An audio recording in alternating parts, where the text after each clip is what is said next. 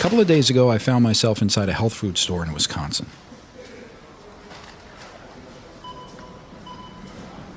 And after a while, I walked outside and just stood there in the early evening, late summer air, scanning the parking lots and the street behind it for something I never thought I'd actually see.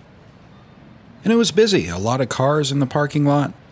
The street behind it was probably not as busy as usual on a Friday, given so many of us are commuting remotely now, but there were still quite a few cars on it. But the car I was looking for hadn't arrived yet.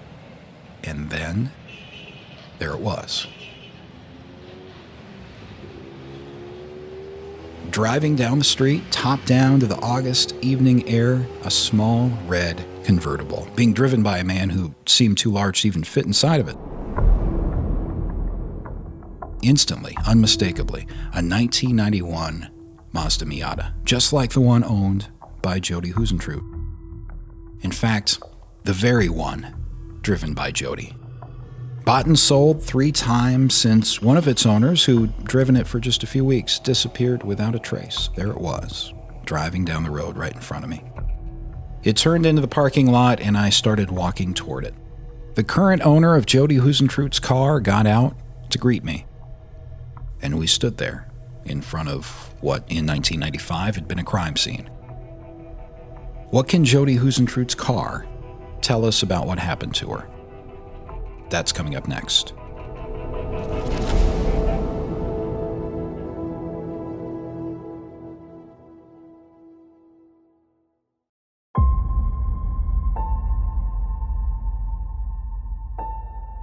Before sunrise, on a mild summer morning in June 1995, a 27-year-old television news anchor named Jodi Huisentruit hurriedly left her apartment in Mason City, Iowa, headed for work. But she never arrived, and her disappearance has never been solved. In 2003, 2 television news reporters created FindJodi.com, a website dedicated to preserving Jodi's memory and keeping her case alive.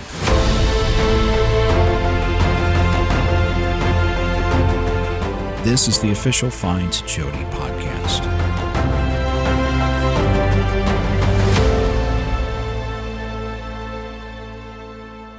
All right, I have just had the opportunity to examine Jodi's car, and I wanted to record a couple of notes, a couple of initial impressions while things are still fresh here.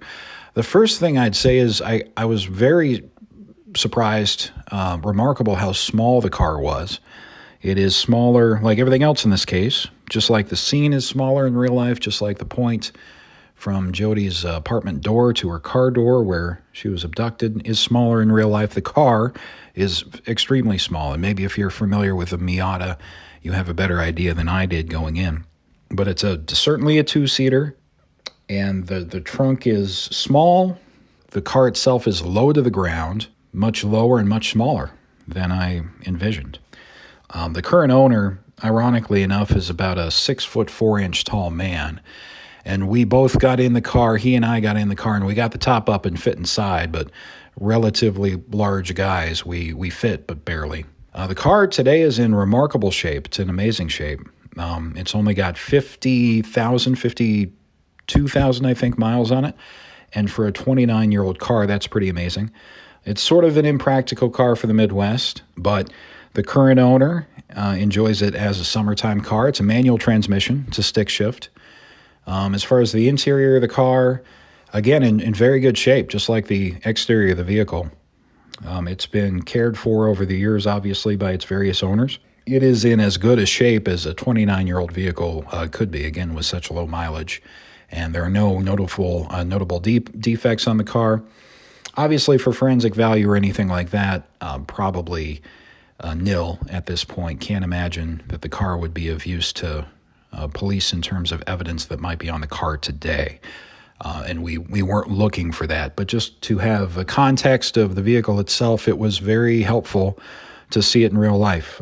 My impressions, again, beyond that, are just how small it was. Also, I suppose the driver's side mirror being bent backwards and Jodi's items when she was abducted being found so close to her driver's side door sort of tells you exactly where Jodi was. And given how small that triangle between the door handle of the driver's side door and the driver's side mirror that was bent back, and then where Jodi would have had to have been positioned to probably be rushed, if you will, from behind and to bend that mirror, it seems likely to me that's where she was then when she was attacked, because somebody had to be right up against the car to bend that mirror back, because just like the rest of the car, the mirror is small. The door itself is lower to the ground than I imagined. It's a very small car. It's a very small vehicle. So all the evidence being found right there tells you that she was right up against the car and the mirror there as she was attacked, it seems to me. The only real impressions from examining the vehicle, other than how strange it was to see it in real life, how surreal a feeling it is to see that car that you've seen so many times, sort of the iconic image of one of the iconic images of the scene of the crime that day is Jodi's car being towed away. We've all probably seen that image on television or in photographs. And to see that very same car driving down the road and then turning into the parking lot and then getting to see it and sit inside the vehicle myself was absolutely surreal. And it sort of brings home again, one more time, the magnitude of the actual event. This was a real person, and this is where it happened.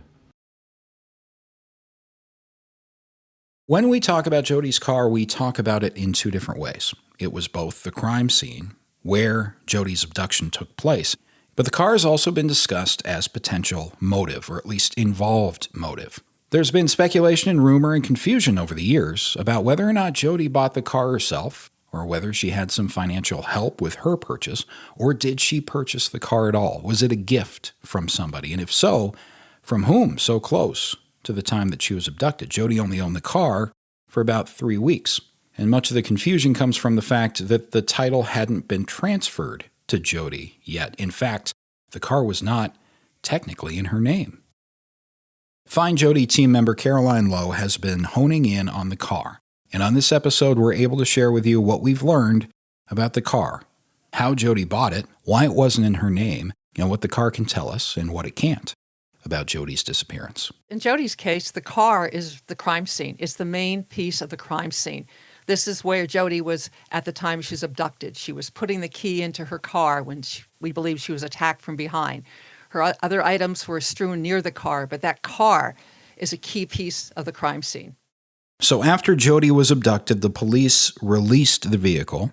And what happened to the car after that?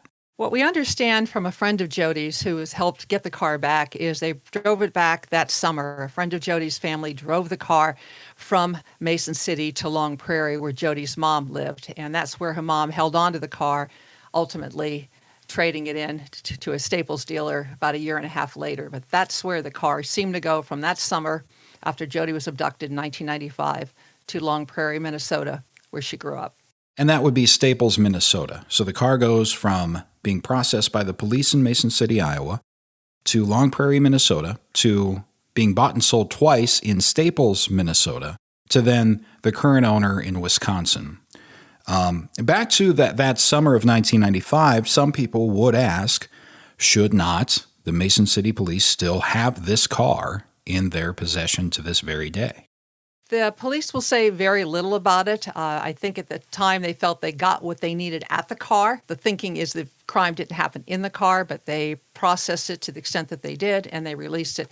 The chief has not commented directly to us over the years about the release. In a 48 Hours interview a couple of years ago, he indicated that maybe it was released too soon, but they're pretty circumspect describing the car being released. The car being the crime scene, what do we know about physical evidence on or in the car itself? From the earliest days, we learned there was a palm print on the car. Wasn't clear if it was on the trunk, if it was on the convertible top, where it was obtained, but there was an unidentified palm print. To this day, we don't know if that print has been identified. We know a number of people, a number of persons of interest over the years have been asked to provide a copy of their palm print, but we don't know to this day if that palm print has been identified. All right, the big question, how did Jodi get that car? we have been researching this for several months. From the best we can tell, Jodi bought the car pretty close to her birthday. So she had the car just about 3 weeks. Her birthday was on June 5th. She was abducted June 27th. So basically 3 weeks. From what we've learned from talking to some people involved in the sale of the car, she got the car through a private transaction. She bought it through a salesman working for a local dealership, but we've learned subsequently that it was a private transaction. It wasn't sold through the dealership. The paperwork was done at the dealership and the transfer of the title and all that sort of thing, but it was done as a private transaction involving a local car salesman who is now deceased. And that's one of the things we continue to run into, people who might be able to answer questions like that salesman, like Jodi's mom, who is very involved in selling the car eventually. They're not here to tell us their details of what happened. An employee of one of the car dealerships in Mason City, but not working on behalf of his employer, sold the car, sort of moonlighting, if you will. Sold the car to Jodi, brokered the sale between... That is what we've been told by the owner of the dealership, that it was done privately. It was done between a salesman and a friend of his had a car for sale. Somehow he made the connection with Jodi. We talked to other car dealers that Jodi had been actually out looking for a car at that time. So how it came about is not clear, but we do know that she bought it about June 5th, June 6th, on or about her birthday. One point we heard it was June 6th. We don't know that for sure. Generally speaking, why would a salesperson who worked for a dealership sell a car outside of his dealership? The dealer owner, who does not want to be identified, said it affects money. Basically, it could be a favor to a friend. You could reduce some of the transition fees that would go into that sort of thing. So his interpretation, it was sort of a favor for a friend who was selling the car. So strictly speaking, the car was not a gift, a straight-up gift from anybody else, and Jodi actually bought the car. As far as we can take it, as best we can tell. Well, the best we can tell is we have in Jodi's own words. She's written to several of her friends. She mentioned that she'd recently bought a car. She mentioned the Mazda Miata that she had. She mentions that in her journal. In fact, just a couple days before she disappeared, she wrote to a friend in Minnesota explaining she hadn't transferred the title yet. She had bought this new car. That's the best we know. And then talking with the son of the deceased salesman, he said when Jodi went missing, one of the first things his father said was, "I just sold Jodi a car." The car dealership owner confirmed there'd been a sale through his salesman. Again, it was a private transaction, and that's part of why it's difficult to get details. But from those people, what we understand is she bought the car. Now, whether she had financial help from her family or anybody else, we don't know. That's certainly not something we can get our hands on. But we do know she told several people she bought a car. We have the son of the salesman saying his father said, "I just sold Jodi the car." We have the owner of the dealership who said the car was handled in a private transaction with somebody involved in his dealership.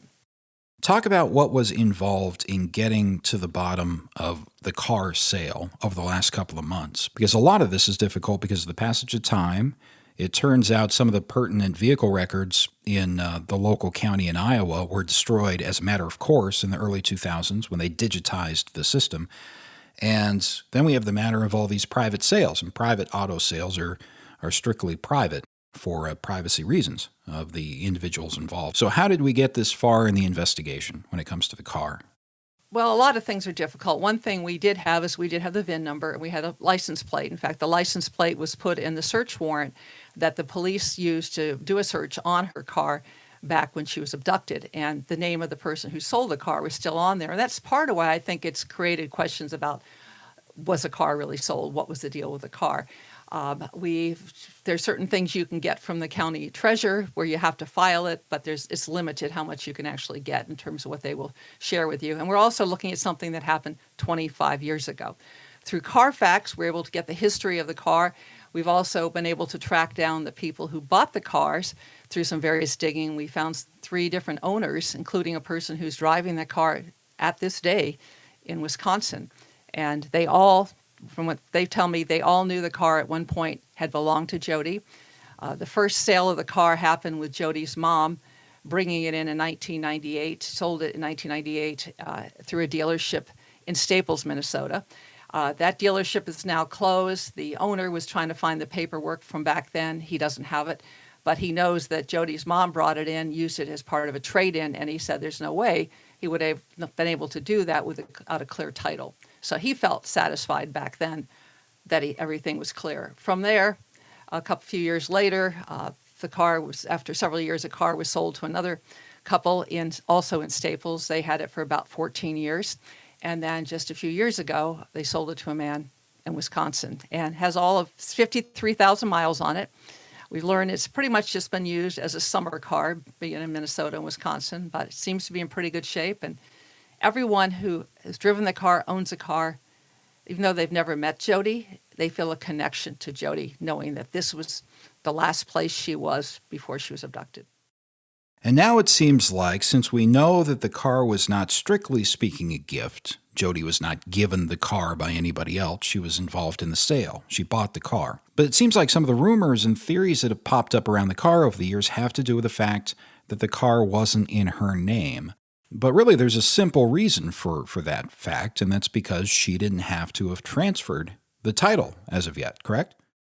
Back then it was 30 days or you have a penalty, and it's not all that uncommon for people to not get that done in that time frame. So if she bought it about 3 weeks before she disappeared, she would have had another 9 days or so to take care of the paperwork with the court, get the plates changed, and not face a penalty. And if she went beyond that, she'd face a penalty.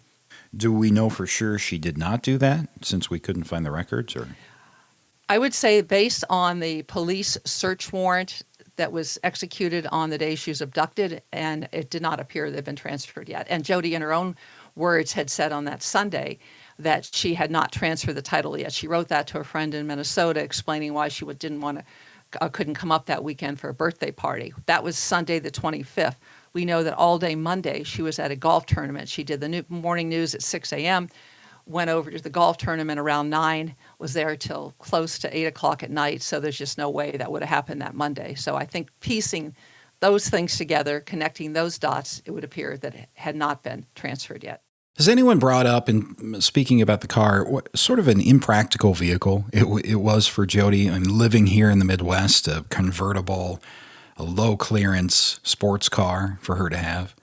No, I've brought that up with some friends, and I think a lot of them felt that, Jodi was young, and she clearly wanted to move on, go on to other things. She even talked at one point maybe going someplace warmer like Arizona, but some to take it, maybe it was a birthday present to herself. It was something that maybe she hadn't really thought out, an Iowa winter, or even more so a Minnesota winter, and having that car. Nope, that didn't seem to strike any of those friends I've talked to that it seemed out of the ordinary. Now, arguably, the police should still have this car in their possession, but at this point, I mean, we examined this car, we saw it, we took photographs of it, but even if the police came back to this vehicle now, is there anything of evidentiary value that would possibly help in the case at this point, 25 years later? It's hard. I've asked a number of detectives in other departments, what would they do? Is there any forensic value? Is there anything you could get 25 years later? And basically they say no. If anything, it might be something some detectives said they would go, if they could get hold of the actual car, they might reenact the crime, just like when you go back to the crime scene at the same time it happened to try to get a feel. As some detectives will tell you, the crime scene talks to you. Is there something that they could get or feel if they were to go to the car to sort of reenact what happened? Would that give them some idea of how Jodi was approached, how it went down? But other than that, it would not have any forensic value at this point, according to everybody we've talked to.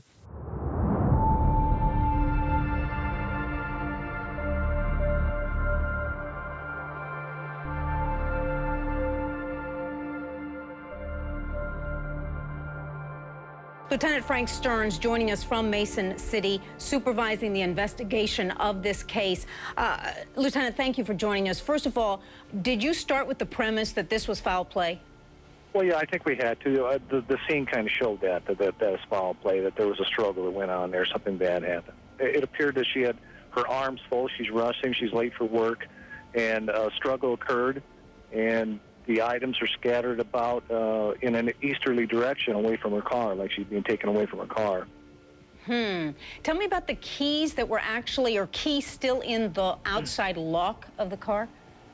Well, we believe she has actually in the process of unlocking her car, and somebody come up from behind her and grabbed her, and when they yanked her away, the keychain broke away from the one key for the car.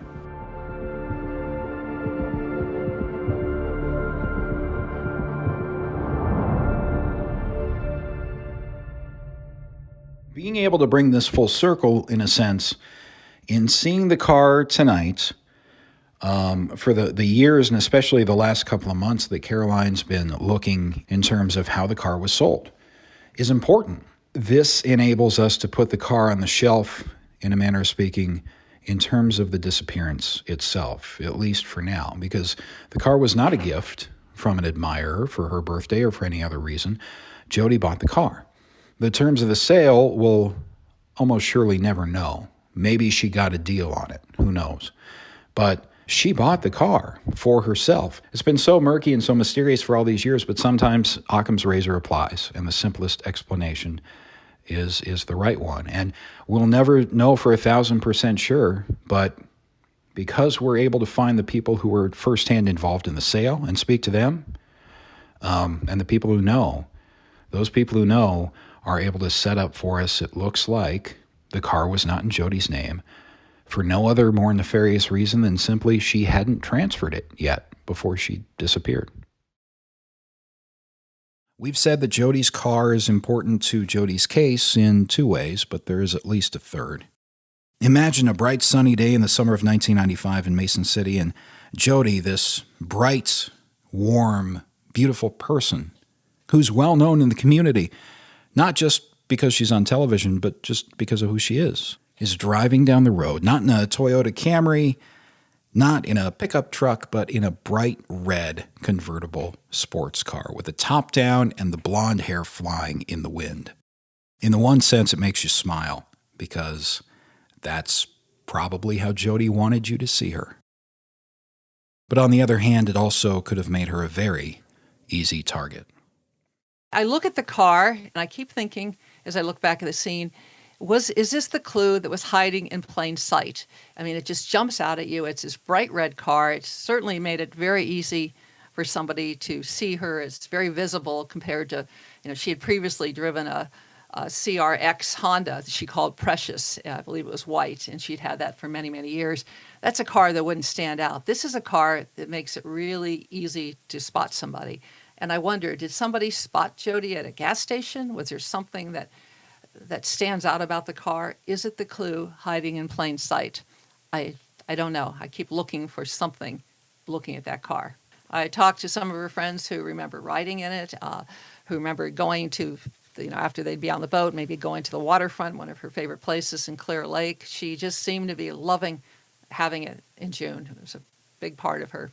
Whether it was at her apartment complex or the TV station or the grocery store, you could fairly easily drive by and probably see where Jodi was just by spotting that bright red car. Well, and we've talked previously about how easy it was to get her information about where she lived. So you have her in a very visible place in the apartment. You have her car there. You couldn't miss her. I mean, it was, I hope, sadly, it's not going to prove to be a key thing that aided somebody in helping to stalk her, grab her, take her, if that turns out to be the case. But at this point, until we know who did it, we just don't know the significance.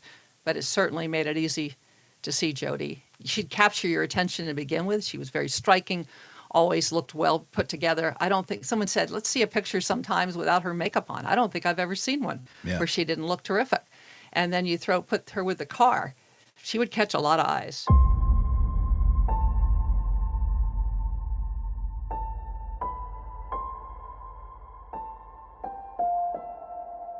The FindJodi Podcast is a product of the volunteer work done by the FindJodi team at FindJodi.com. We're a nonprofit organization, and all of the monies raised, from donations to the website to advertisements in this podcast, go to help our research and our mission of keeping Jodi's case alive. You can find a link to contribute at FindJodi.com. For the entire FindJodi team, I'm Scott Fuller. Thank you for listening, and there's much more on Jodi's case to come.